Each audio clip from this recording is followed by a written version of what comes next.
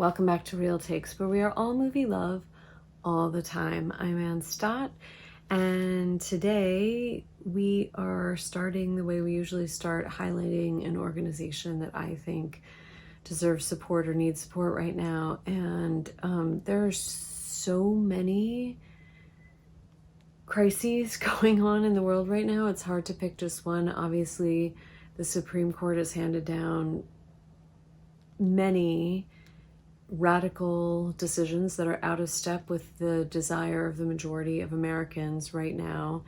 And while I support you in supporting whatever environmental protection organization you like, I support you in supporting whatever abortion rights organization you like, given the state of things, I thought I would talk about Stacey Abrams' fair fight.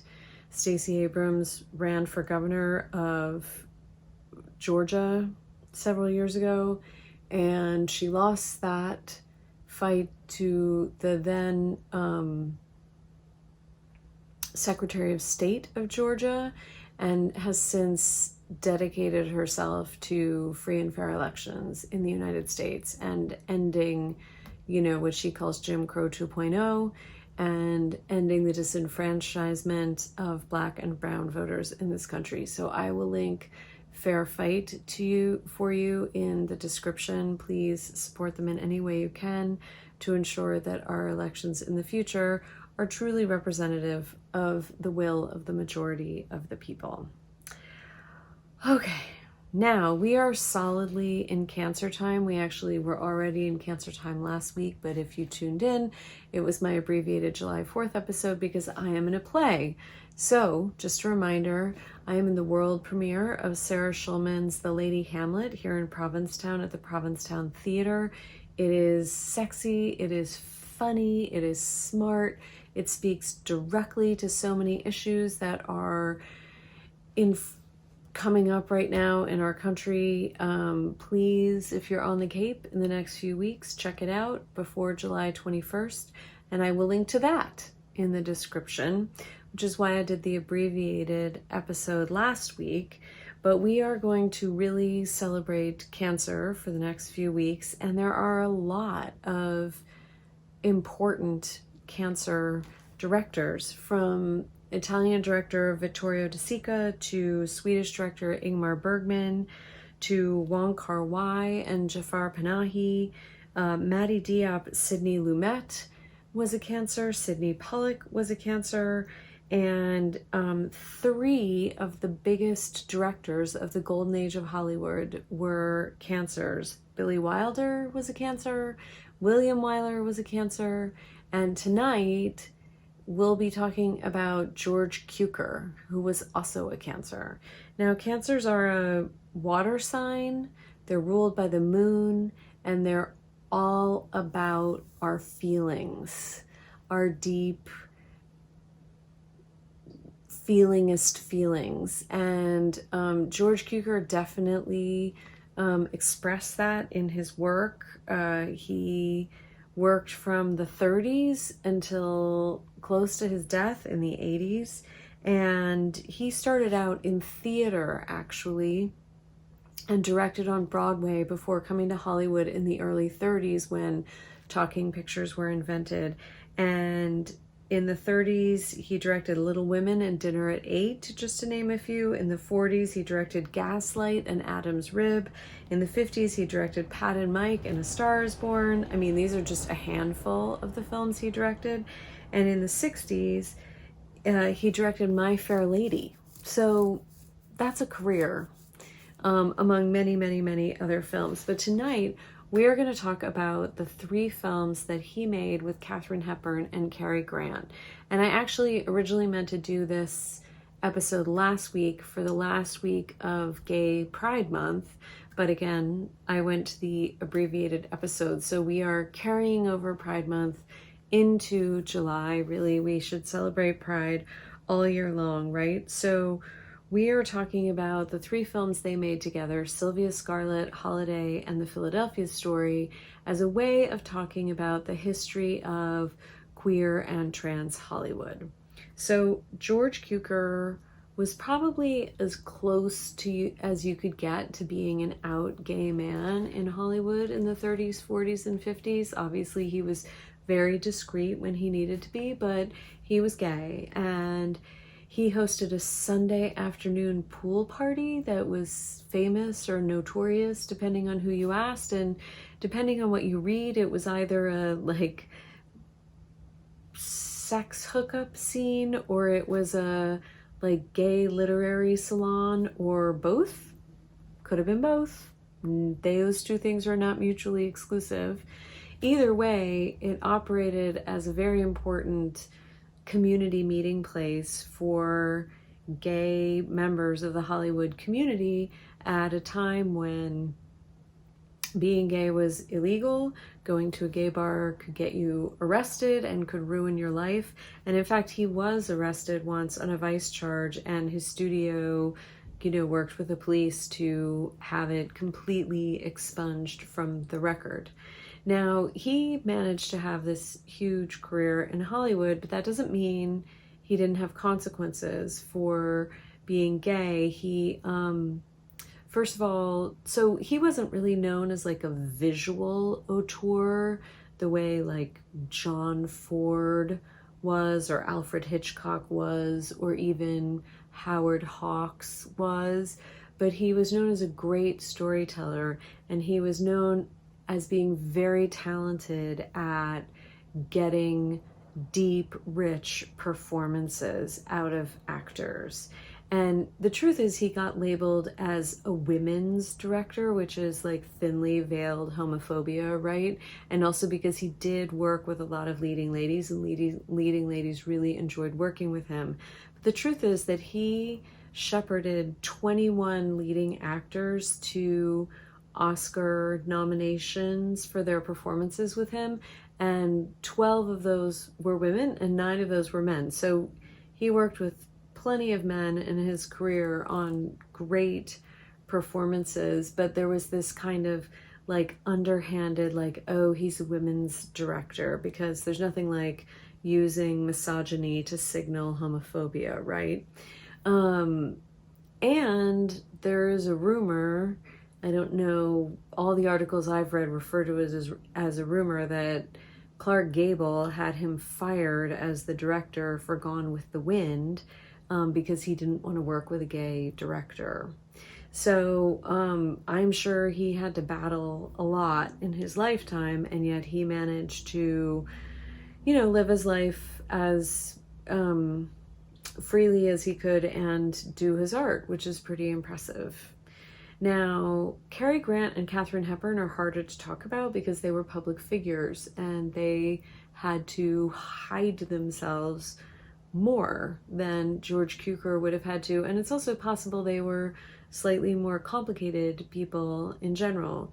Cary Grant was born Archibald Leach in England, and at a very young age, he basically joined the circus. He joined in his teens, a traveling troupe of sort of vaudevillian performers, and he made his way to New York City as a stilt walker, and he sometimes was a barker at Coney Island, and he was a circus performer and sometimes an escort for ladies, and in New York ultimately started getting noticed, doing some theater. He was noticed by Mae West, and he appeared in several Mae West films in the early 30s. And he lived with the costume designer Ori Kelly for a number of years in New York City before making his way to Hollywood. Now, I have so much respect for how any gay or trans people survived, with the level of oppression that existed at that time. And there, we can't know how a Cary Grant would be living now or how a Katharine Hepburn would be living now. But we also have to acknowledge that one of the ways gay and trans people are discriminated against is through invisibility and denial of our history. So it's important to at least state facts and name what we know. And later in life, Cary Grant was married to several women, and he had a daughter who claimed in a book she wrote about him in the early aughts, I think, she said he loved it that people called him gay because it made women try harder to seduce him, which I think is a fantastic line that a public person could develop to kind of deflect all questioning. But in the biography by Scott Eyman that came out in the early aughts, there was an interview in that biography with someone who became friends with Cary Grant later in his life, who said that Cary Grant was open with him about sexuality and that he felt that everybody's sexuality existed on a continuum and that it was important to explore without judgment, and that he had been oriented more toward being with men earlier in his life, and as he aged, he sort of shifted to being oriented more toward being with women. Now, whether that's because that's where his preferences really lay, whether it's because he really wanted to have a child, and obviously in the 30s, 40s, and 50s, no one was talking about gay people being able to have children, whether it was the unbelievable amount of pressure that was always on Hollywood performers to toe a certain kind of line around public persona, we'll never know. He did have this live-in relationship with Lori Kelly, and then in his first 12 years in Hollywood, he owned a house with Randolph Scott, and he left for a while for one very brief failed marriage. Apparently Randolph Scott tried to kill himself when Cary Grant tried to get married. Randolph Scott left for a while for a marriage. So, you know, there's a lot going on there, but it's clear that Cary Grant certainly was not just a straight man leading man, as the studios would like to have you think. And although he definitely tried to protect his reputation, even later in life, he sued Chevy Chase for publicly calling him a homo in the late 70s. It's clear that he had a wide range of experiences, and it's important for us to know that, you know, figures in the history of entertainment and in history in general were gay because, again, a main way that gay people and trans people are discriminated against is through invisibility and the burying of our stories. Which brings us to Katharine Hepburn, who also had a very complicated story. Obviously, she had this long connection, intimate, powerful connection with Spencer Tracy. They had very intense on-screen chemistry. There are people who claim that the off-screen relationship was a complete cover for both of them and had no romance to it at all. There are other people who said she was deeply in love with him. Spencer Tracy battled alcoholism his whole life, and I think whatever it was a very complicated thing. And before that and after that, she had many significant connections with women. Early in her life, when she first went to Hollywood, she went to Hollywood with a very close companion, Laura Harding, and they lived together for some time. Laura Harding was the American Express heiress. And in fact, in a 1980s documentary with Katharine Hepburn, she even makes a joke about the fact that there were rumors about the two of them, and then sort of brushes the whole thing off. And then after Spencer Tracy, she had a secretary and companion, Phyllis Wilborn, who lived with her for 40 years and is buried in the Hepburn family plot. So she always chafed at the label of lesbian, and it's a very complicated thing to talk about because certainly in the middle of the century, and even now, there's a sort of class discrimination around the word lesbian. You know, Katharine Hepburn came from an upper middle class WASPy family that was very left of center, but still steeped in a certain kind of New England puritanical tradition. And she saw lesbians as being sort of working class, tough, hard women, and she identified as tough, but not in that particular way. So it's not clear whether, like, in what way that term didn't work for her. And even after she died, and some biographers started to talk more openly about her relationships with women, her friends were horrified and disgusted that anyone could talk about her that way. And, you know, who knows what all of that is? Were they horrified because they know she wouldn't like it, regardless of her relationships with women? Were they horrified because they really never clued into it and everybody just left everything unspoken? Nobody will know this, really. But what is clear about Katharine Hepburn is that she was always what we would now call gender nonconforming. And we don't know what Katharine Hepburn would call it, but she talked about this openly throughout her life. She said things like, I put on pants and walked the middle way. She said, I lived my life as a man.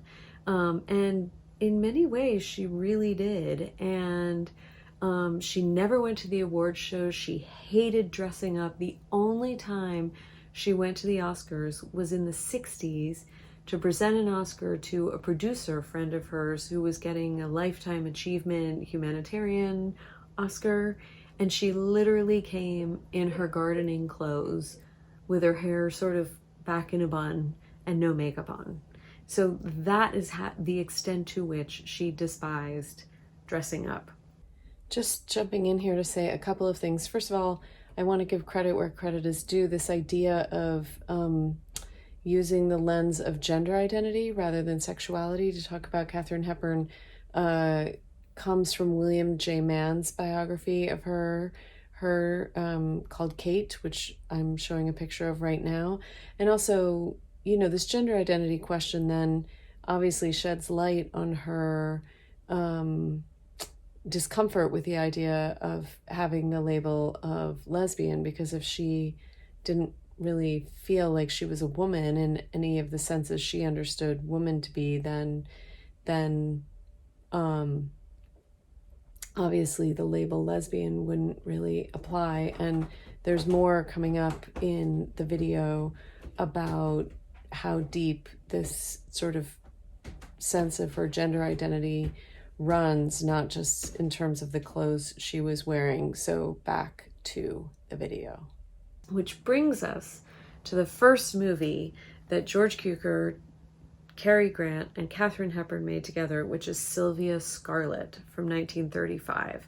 Now, Katharine Hepburn had already made 2 movies with George Cukor. Her first film was A Bill of Divorcement with George Cukor, and Little Women had also already come out. But they made Sylvia Scarlet about a father and daughter who have to go on the run because of the father's criminal behavior, and she disguises herself as a man. So because the police are going to be looking for father and daughter, so now there'll be a father and son. And if you want to see how comfortable Katharine Hepburn was in men's clothes and in her physicality, she was an athlete and she was very physical her whole life. Watch Sylvia Scarlet. I'm not going to say this is the greatest movie from the 1930s or the greatest movie either any of the 3 of them made, but it's perfectly entertaining 1.5 to 2 hours of cinema. And you really see Katharine Hepburn's physical,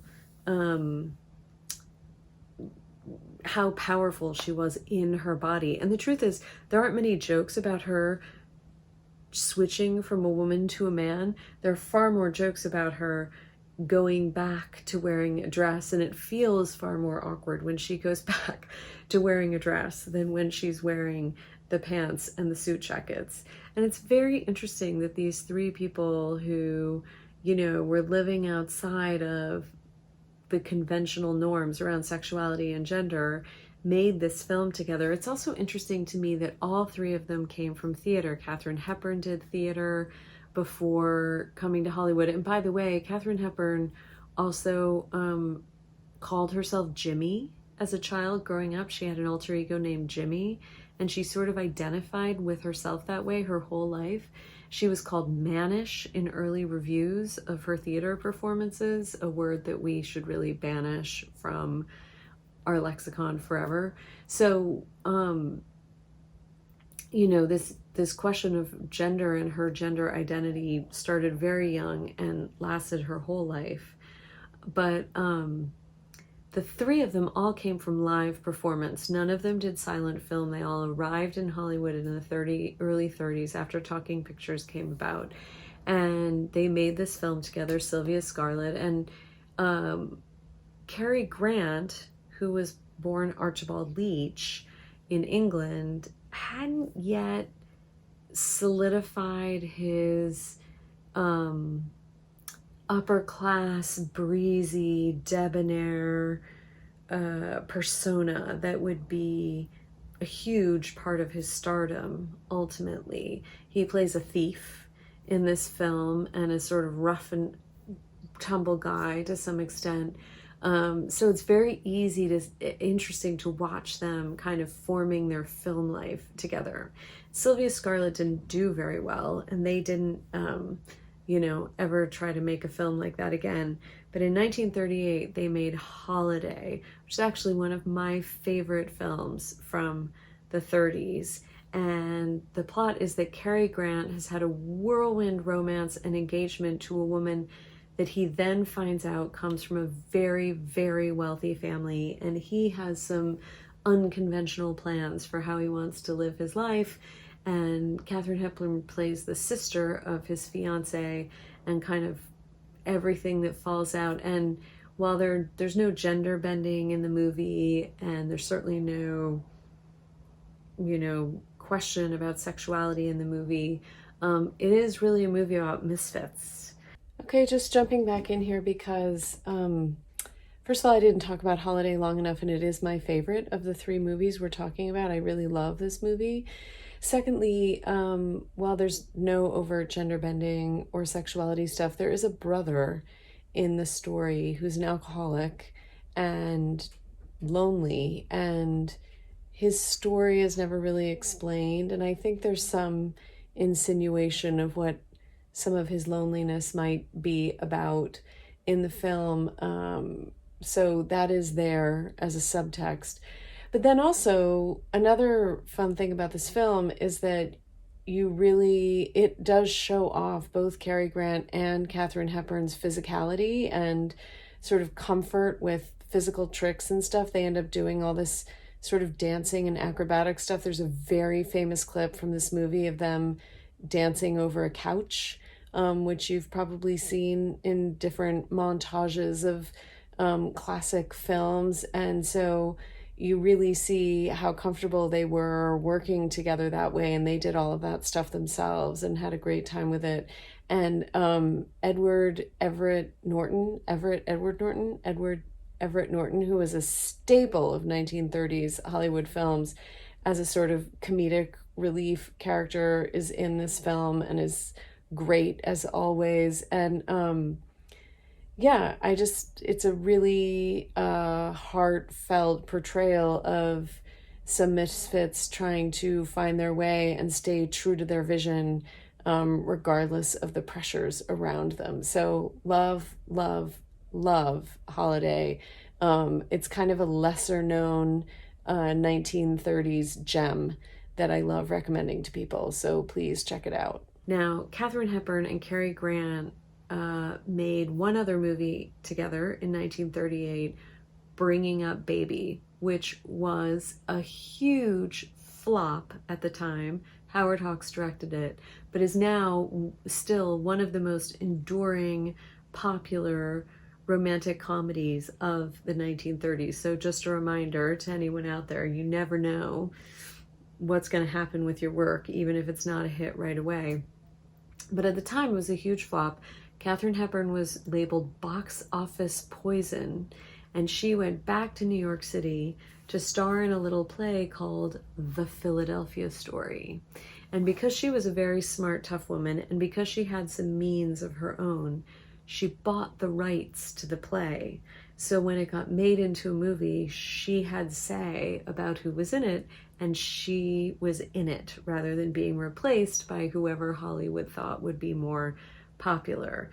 So she starred in the Philadelphia Story with George Cukor directing and Cary Grant and Jimmy Stewart as, well, one and two of the three love interests in the film. Now, the Philadelphia Story is a fantastic film. I think we would now call it like a dramedy. It's not exactly a rom-com, although there's plenty of comedy in it. But it's just a great, great film from 1940. Everyone's at the top of their game. It's one of my favorite Cary Grant performances.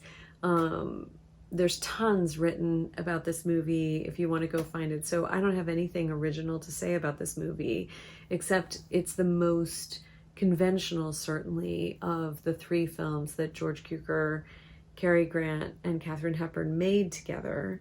And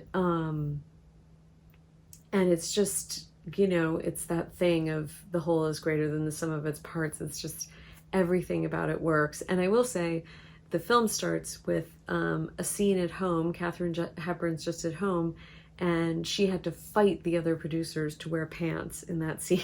They wanted her in a skirt, and she insisted on wearing pants. So, it seems so silly today, would she wear pants in the scene? But it was a fight, and she won. So it's a great film, always worth a rewatch. A great Cary Grant performance, and he wasn't nominated for anything for it, which is really too bad, because it's a beautiful, heartfelt performance. And by then, he had kind of crystallized his upper class, suave, charismatic persona. So interesting to see, in the progression of those three films, how he solidified that energy for himself on film and kind of then ran with it. Now, the three of them would never make a movie together again, but Katharine Hepburn would go on to make, I think, 6 more films with George Cukor, including several of the films she made with Spencer Tracy. They made Keeper of the Flame together, Pat and Mike together, Adam's Rib together, which is one of my favorites of all of their movies. Cary Grant, just a year or two later, would make his first of 4 films with Alfred Hitchcock. So he made, Suspicion, Notorious, To Catch a Thief, which I always want to call Cat on a Hot Tin Roof, but that's a whole other kettle of fish, and North by Northwest. So he would have a long connection with Alfred Hitchcock that was very successful, as well as making tons of other films. Very successful films throughout the 50s and 60s. And George Cukor, of course, would go on to make many more celebrated Oscar-winning films in Hollywood. So all 3 of them, kept making a lot of great work, but they didn't work together. And actually, Katharine Hepburn would also go on to do more of the classics, and she always returned to theater throughout her career. She was committed to theater and enjoyed the challenge of theater. And in the 60s, she made The Lion in Winter with Peter O'Toole. She did Shakespeare in the theater.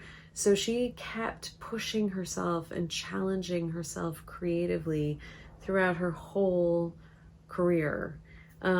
So fascinating lives, incredible artists who shared such great work with us. A little window into a few of the artists who made up the golden age of Hollywood and who maybe aren't what the Hollywood studios would want you to think they were. And I hope you watch these films or other films by or with any of the 3 of these great artists. And I will see you next Wednesday. Thanks for watching Real Takes. Hit the subscribe button below so the algorithms will tell you when new episodes are out. And if you want to support Real Takes, please visit my Patreon page where you can join at any tier from $2 to $100 per thing I make. The $15 tier is specifically about supporting Real Takes, and you'll get behind the scenes information and be thanked in future videos. See you next Wednesday.